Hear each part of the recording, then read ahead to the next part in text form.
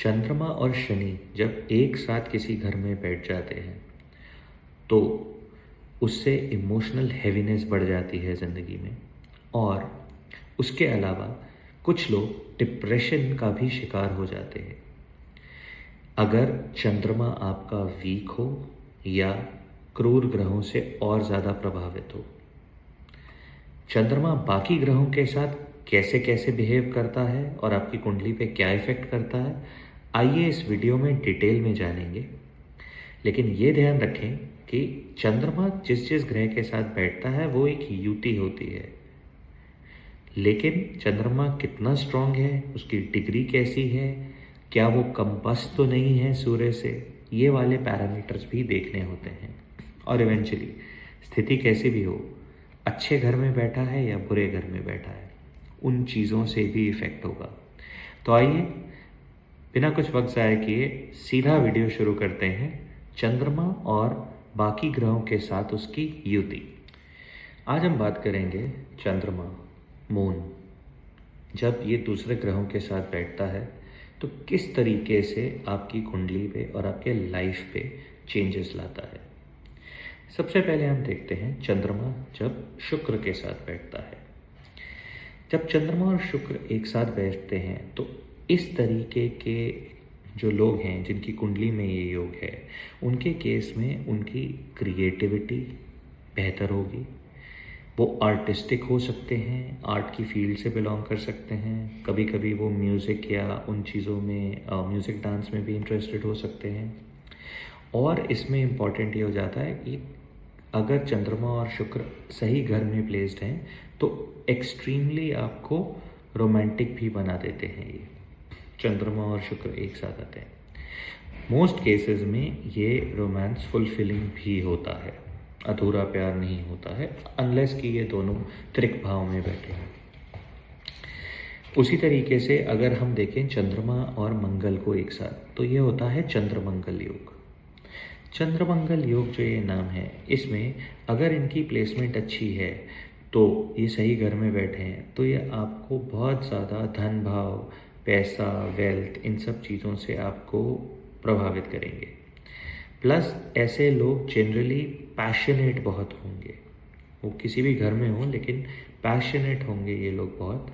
और अगर इनमें से जैसे मंगल या चंद्रमा अफ्लिक्टेड है, लाइक बुरा ग्रह भी कोई साथ बैठा है या मान लीजिए वो नीच के बैठे हैं, मंगल नीच के होते हैं कर्क राशि में, तो लेकिन चंद्रमा के साथ कर्क राशि में नीच भंग हो जाता है। तो चंद्र मंगल योग में आपका अगर कभी ये अफ्लिक्टेड हो तो इमोशनल लॉसेस, इस तरीके की चीज़ें भी होती हैं।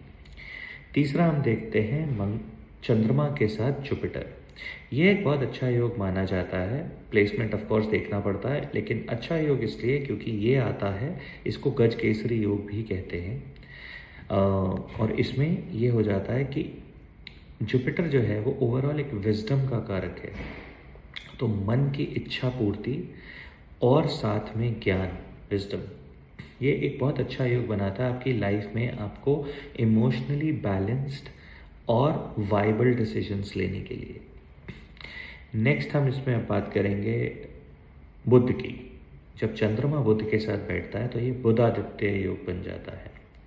ऐसे लोगों की कुंडली में कुछ चीज़ें बहुत इंपॉर्टेंट हो जाती हैं, जैसे इमोशनल इंटेलिजेंस बहुत स्ट्रांग होती है, कम्युनिकेशन स्किल्स अच्छे होते हैं और थोड़ा सा ह्यूमर भी होता है इनके साथ, their sense of humour is good.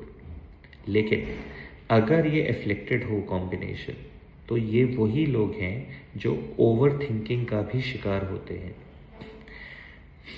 अगला चंद्रमा और केतु।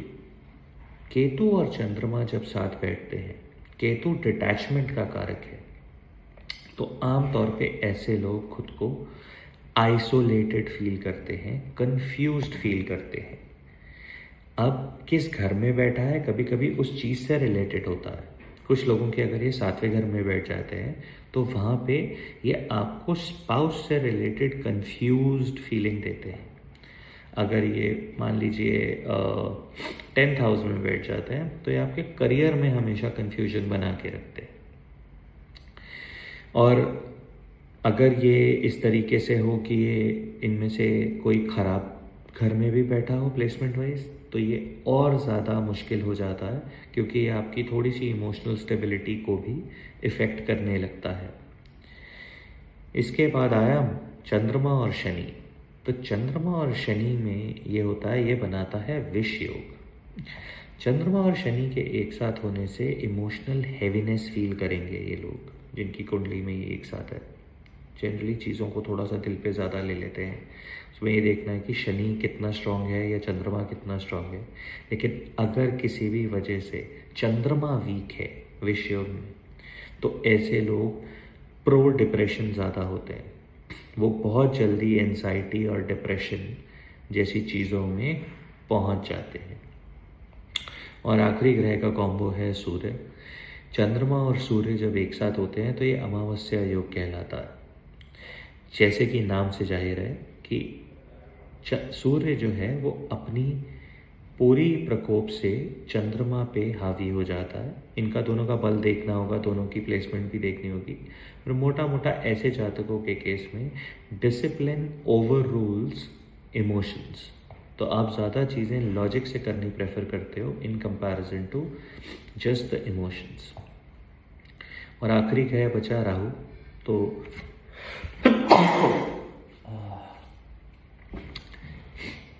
तो राहु और केतु कभी भी एक साथ नहीं होते, क्योंकि ये हमेशा ऑपोजिट एक्सिस पे ही पाए जाते हैं। तो इस तरीके से चंद्रमा की प्लेसमेंट किस किस ग्रह के साथ आती है तो कैसा रहता है, ये आप देखिए अपने चार्ट में। अब मान लीजिए आपके चार्ट में आप देखते हैं कि चंद्रमा के साथ और कोई नहीं बैठा है, तो इसमें फिर कैसे जाने कि आपका चंद्रमा से इम्पैक्ट क्या है लाइफ पे।